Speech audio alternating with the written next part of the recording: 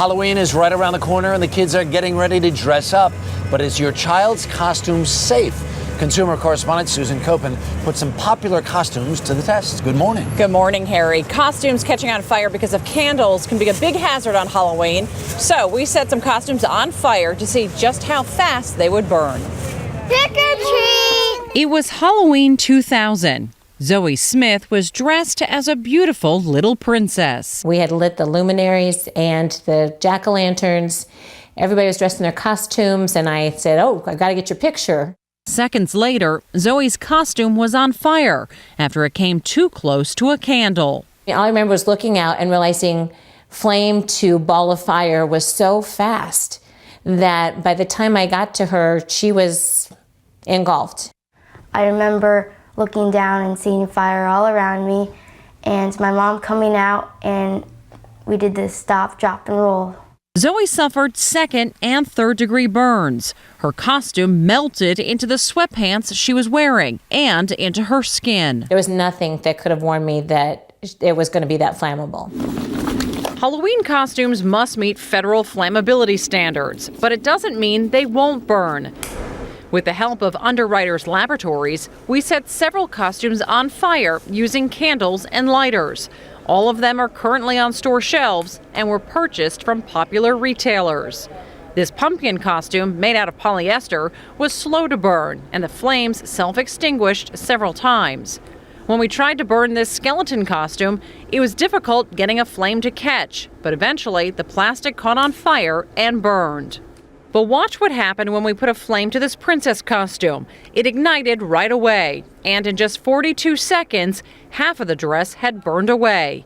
The package had a big warning on the front saying choking hazard, but the words "keep away from fire" were small and on the back. Why did this costume go up in flames so quickly?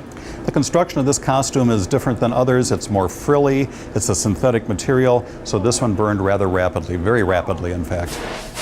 The Consumer Product Safety Commission recommends that parents look for costumes that say fire resistant, but that doesn't mean those costumes are fireproof. This Army uniform came in a package that said flame retardant, but watch what happened when we set it on fire.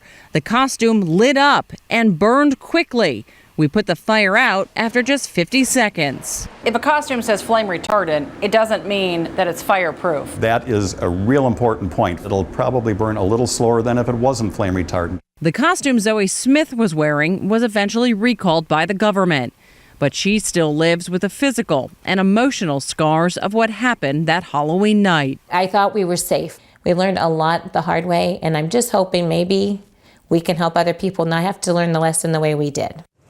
And we sent video of our burning costumes to the Consumer Product Safety Commission. The CPSC says it will be investigating to see if these costumes meet federal safety standards. Well, it's really interesting. Some of them are caught right on fire, and some of them you almost couldn't catch on fire. Right, exactly. Here's the thing, though. A lot of people will go out and do homemade stuff.